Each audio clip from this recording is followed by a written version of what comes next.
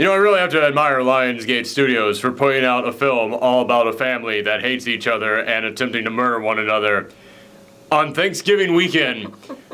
Because you know there was that family out there that was just like, I don't want to be here. Let's all go to the movies. Let's all go to the movies where we can sit in silence, just look at the screen, and then they just walk in. It's like, Knives Out. I've heard something about that. Let's just go and see this thing. All right, yeah. I love imagining that that's the scenario that happened for many people on Thanksgiving. Hey, everyone's me, Aaron. And I'm Michelle. As I said, this is our post-Geekout reaction for Knives Out. I saw this, you didn't. No. That's how it's going to be for a couple weeks now because she's working on her finals, Yeah. so I'm going to be watching all the movies. Here's the thing though, normally on these videos, we do the regular review, then we go into a spoiler discussion after we give our score. I am not doing a spoiler discussion on this one because I want you to watch this movie, and it's going to be tough. It is going to be tough to talk about this thing. Do you want to just, No, you want me we're going, to we're leave going, and you can we're just... going. It's too late now. We are, because there are so many things in here that are big pieces of information, and it's not that I can't talk about this film without going into them, but oh man, do I want to go into them. I really want to go into them, because what this is about is that it is about this family of rich, wealthy people, and the grandfather in the family, he is a famous murder mystery writer, and he appears to have committed suicide right after the evening of his 85th birthday. However, some people are suspecting this might not have been suicide, so they have to begin investigating this whole thing. And that's what all the trailers make it look like it's going to be. It's this family, you know one of them did something, they're all going to be squabbling with each other, and secrets are going to come out, and motivations are going to be revealed. Here's the thing though. There is something, a major element in this film that they did not put into at least none of the trailers I saw. She might have been in some of them, but not any of the ones I saw, which is that the head of this family, he had a nurse who was taking care of him. She's the protagonist. She is the main character, and I didn't see her in any of the advertising. Like, they advertised this as, oh yeah, somebody within this family, they did something, and it's up to Daniel Craig, this suave Louisiana detective, to come in here, and he's got to investigate the scene, and he's some big, elaborate character, and that's what this is pitched as. This is all about this nurse who she's been, a close confidant of the grandfather for many years now, but she's not actually part of the family, and it is her kind of from the outside having to be part of this investigation because the detective, he's like, all right, well, you clearly know some stuff, so we're going to keep you close by. Does everyone think like she did it even though she didn't? There are people who believe that she did it. There are people who believe that Chris Evans did, because he's like one of the big suspects in here. Everybody in here is actually a really big suspect. Everybody gets a big motivation behind them. Like Chris Evans, he's just an asshole, and there's which it's weird to see him go from playing Captain America to playing this character, which thank God he did, because he needed to do something to prove to everybody, I can do other characters, you know that, right? Although it is so jarring seeing him in here because he is wearing these big puffy sweaters throughout every single scene. And you can tell the reason he's wearing these big puffy sweaters is because he's still got the Captain America muscles on. And there are moments where he's like sitting at a table with his hands just like this, and you can see those biceps just like about to pop out of these like biscuits out of a can. Like, they had to constantly go, cut, Chris, rip through another shirt. Oh, I'm sorry, everybody. Just rip that off right now. That dude should have played the Hulk after you see him in this role. I'm just imagining him being like the stupid, sexy, mystery side of like, oh, what's this? Rip. Oh my, looks like my biceps have been exposed. What's that over there? Stupid, sexy Chris Evans. Our dog really thinks that we're trying to play with her by flexing our arms around like this. We're not, buddy. Sorry, we're doing a review. Or maybe she's just a big fan of Chris Evans. She probably is. Everybody is. Who isn't? He's great in here, by the way. But there's so many other people in here. Jamie Lee Curtis, She is pretty much the most successful child of this family. She's the one who, she went and she started her own business, like the father won. The father also gave her $1 million to start this business. So I was like, okay, well, you didn't quite build everything on your own, but whatever. But she married someone who was clearly there just for money, and now they've got a whole relationship thing going on, and there's a big reveal that gets made about that, and then there's, oh God, he's the serious version of Bill Hader. What is his name? I've got the list right here. Don Johnson plays Jamie Lee Curtis's husband, by the way. There's so many people in here, I have to scroll down to find a major actor in here. Michael Shannon, that's his name. Michael Shannon is the person who runs the publishing company that publishes all of the dad's books and handles all the merchandise and stuff. But the dad is kind of like, yeah, you've kind of just been making a living off of my success. You should maybe try and do your own thing. And he doesn't want to do his own thing. He wants to ride this cushy career out. And then there's Toni Collette in there, which I know, here's the thing, they definitely put a lot of political messages in here. And I'll get into some of those in a second. They put a lot of political messages in here. And like, for example, Michael Shannon's son, everybody, the more that they ask anybody about Michael Shannon's son in here, who is played by the kid who was the kid with the stutter in It Chapter 1. Oh. Yeah, it is weird seeing him in such a different role. He is constantly on his phone, always sitting in the corner wearing this prep school uniform at all times. And he only has like 2 lines of dialogue in here, but when they ask everybody else about him, they just go, yeah, he's a Nazi. Yeah, he is 100% like an alt-right Nazi. So they put like some political messages in here, but I've already seen a lot of people online, obviously because this is Rian Johnson, the guy who directed The Last Jedi. I've already seen that crowd coming out who's like, clearly this is going to be bad. We're going to look for any excuse to hate this. I've seen some people saying, yeah, he's trying to shove political messages in here. Toni Collette plays the exact polar opposite of that, in which she is the hippie, liberal, the everything natural, all that stuff, everything about meditation, being one with yourself, and she is just as bad as any of them. So for anybody out there who's about to come in here and go, oh, well, he's clearly trying to stack like a political message against these people, he's throwing everybody under the bus in this film. So, yeah, man, look at the entire scope on this thing. But yeah, she is this person, which she is another person who, oh no, I have my own business. Like, you don't have a business. Your dad pays you to have a hobby. That's what you have. But there's secrets that are revealed about her and her daughter and their relationship to her dad in there. So yeah, it's one of these things where everybody's got secrets. Everybody has stuff to be revealed. But what I just described to you, that's the making of a good murder mystery, but it's making of a good standard murder mystery in here. Rian Johnson is a guy who is kind of famous for subverting your expectations, making you think that something is going to be one thing and then making it something else in there. And I know that the term subverting expectations has gotten a bad rap, but man, that's actually a good thing when you can do it well. Half an hour into this movie, it becomes a completely different film. Like, that is the setup for this film. That is the thing that everybody thinks this film's going to be. Half an hour into this film, it becomes the nurse having to go around with this crazy Cajun detective, and it's revealed that the nurse, she knows something, but it's something that she has to hide. However, the nurse has a medical condition. She can't lie. Anytime she lies, she vomits. Like, it actually makes her physically ill to lie. So she knows something about this case that she has to keep secret. And I won't go into details about like who she's protecting or what about that. But she has to make sure that, like, okay, well, this one specific thing, like, I kind of have to make sure the detective doesn't learn this thing here. And if she lies about it, she throws up. So she has a very obvious tell. So this then becomes like, yeah, we're gonna get to like who did what in here and all that stuff. It's her story after this point.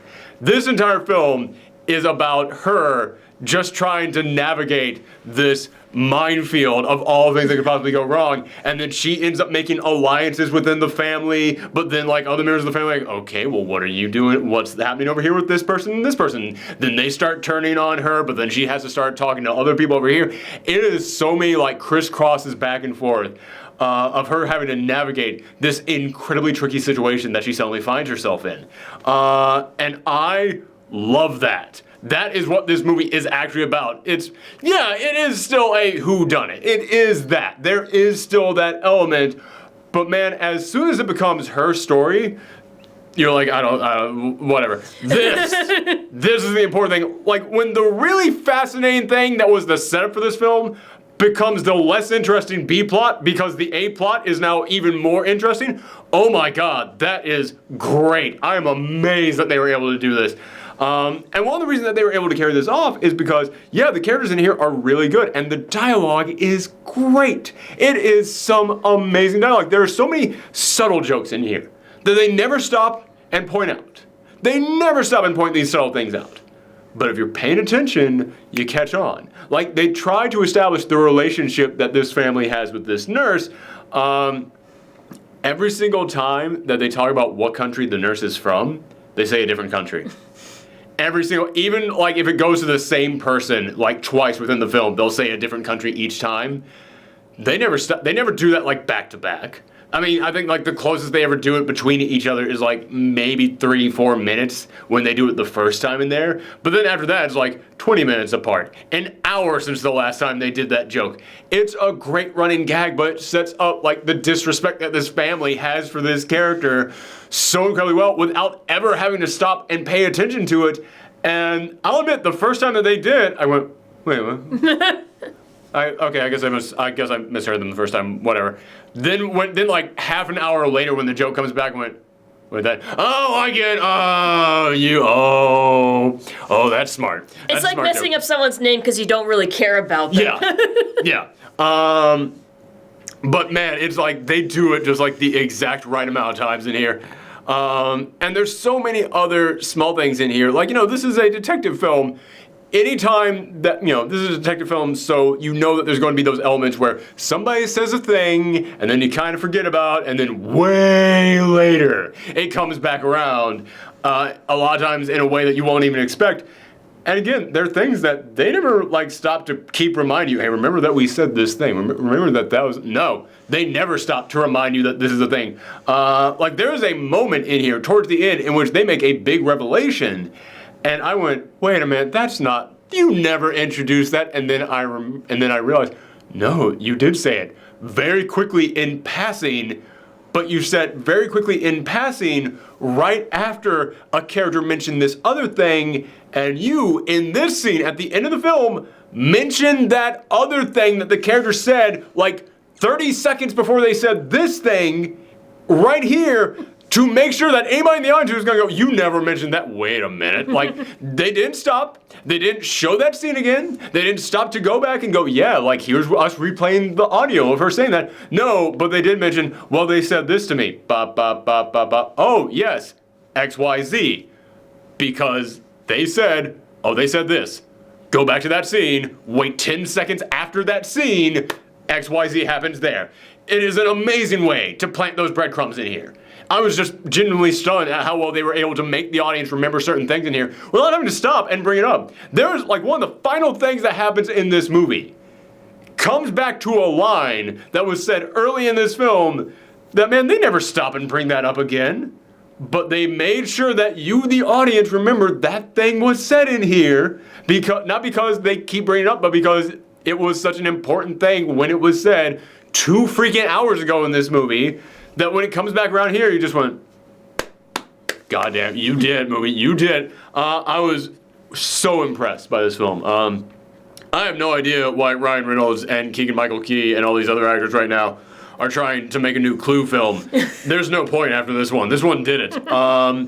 So I do have some complaints, though. I do have some complaints, and like I said, the characters in here, fantastic. Characters in here are great. But not all of them get the time that they need. And I really feel like there was about 10 pages of this script that was all just character interactions that got taken out, that got cut. Yeah, how long is this movie? It's 2 hours and 10 minutes, so it's understandable. Yeah, I understand why they would like cut out some scenes. But it definitely feels like there's, like I said, the kid from It Chapter 1, they keep coming, like people mention what type of a character he is far more than we actually see it. There's only like one line of dialogue that he says in here that kind of implies he's like that type of person. But man, they keep coming in here and saying he's like that type of person. Like, you have to actually, like, give us something here. So, yeah, that was a very missed opportunity, especially since he's one of the characters who introduces a big piece of evidence in here. I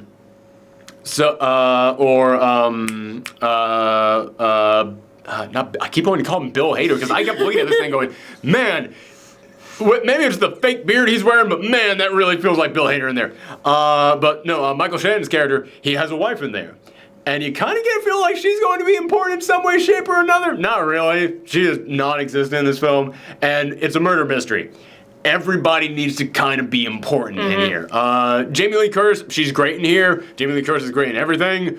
But she does not have nearly the screen time that she should get. It feels like a lot of the other family members got more screen time. I mean, heck, her husband, Don Johnson, I think gets more screen time than she does in here. And she plays a very large role in it. She needed some more time in here. God, I can't remember his first name, but his last name is Stanfield. He was the guy in Sorry to Bother You from last year, which means that he's going to be in one of my favorite films of last year, one of my favorite films of this year, too. He's even got another film coming out at Christmas, The Rare Gems or whatever it was from A24. The guys who made the Good Time film last year that you liked so much. Yeah, he's gonna be in that, so he could be in multiple of my favorite films of the year this year. But he's in here as one of the detectives, and he's kind of the straight-laced detective. He's kind of he's the detective who's like, he just wants to get the job done. Yeah. And Benoit, the Cajun detective, he is coming in here with, no, there are things in here that we don't understand that we need to look at. He's going, no, all these things are explainable. This is not, this not. He kind of wants this to be done. Mm-hmm. And there could have been some great back and forth between the two of them, but man, they kind of waste him. He's not in here a lot, but you do get that sense that he was in here way more at one point in time. So yeah, those are the well, not including Jamie Lee Curtis, yeah, there's about 4 characters in here that I really felt needed more screen time. They needed to have those characters really examined more in here. And it's a shame, like I said, it is a mystery. It is a murder mystery. Every character needs to get some time in here, and I felt like some of them didn't get what they should have gotten in here. But, as I said, the characters who did get the time they need, they're great. Daniel Craig as the Cajun detective, I want to see that guy pop up in more things. Not so much as the star, but, like I said, he wasn't really the star of this one. The nurse was the star of this one. You needed, and so you can do more stuff like that. You can do other films in here where he's the detective, but we're following someone else in there. Yeah, I would love to see this character reappear in here. Another character that I probably should mention, I didn't even really think about this one, but as I was walking out of the theater, I heard someone complain about this. I have to admit, it is a valid complaint about this film, is that one of the elements in here, I don't feel like this is too much of a spoiler, but I'll go ahead and reveal this. Like I said, the nurse, she's got some things that she has to hide. One thing she has to hide is that her mother is an undocumented immigrant, and she's now like right next to the cops throughout this entire film.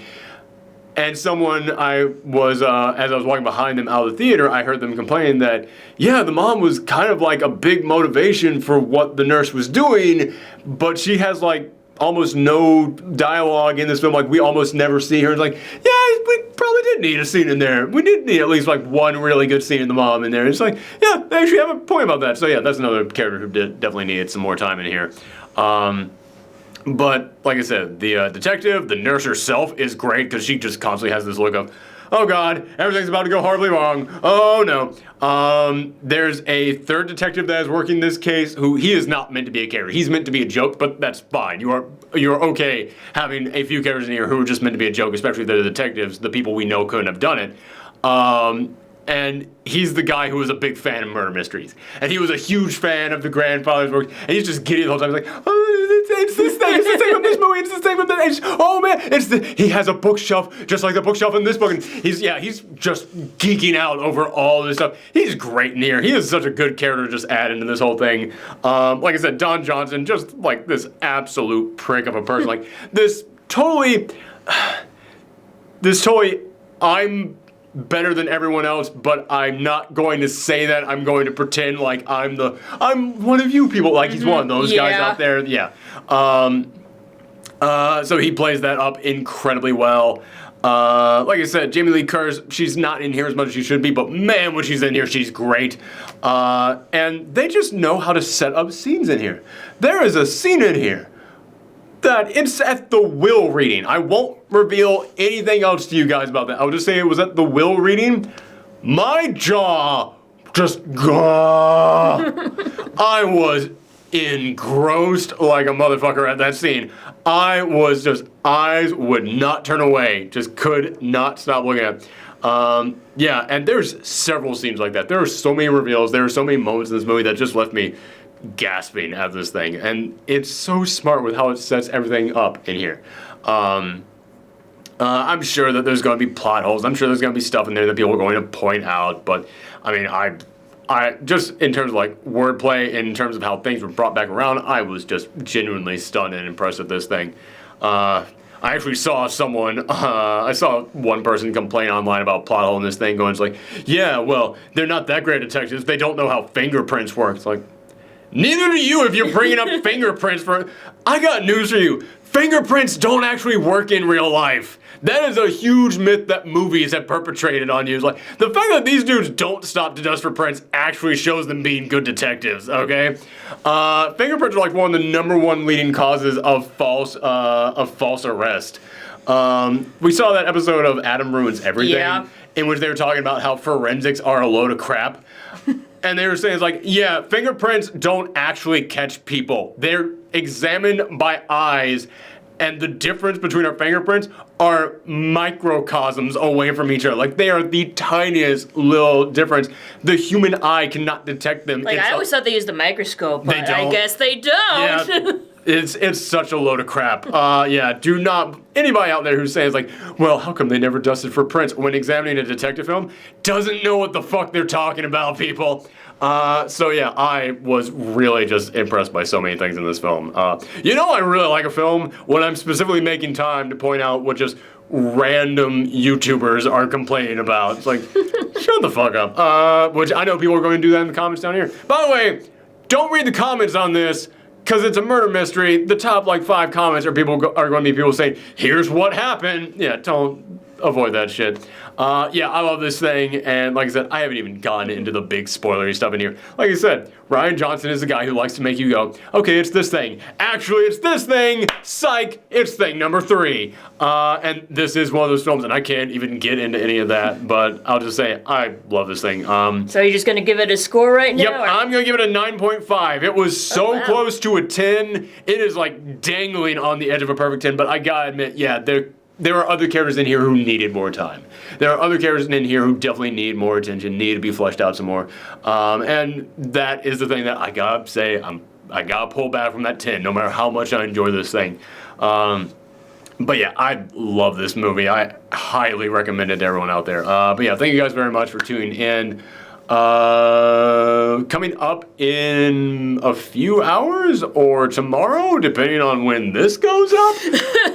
If you're watching this way in the future, it's already up, but we are going to be doing a review of The Irishman, which I also saw, because if you didn't have time for this, you didn't have time for a 3.5 hour long Scorsese film. But make sure you come back for that, everyone. Bye. Bye.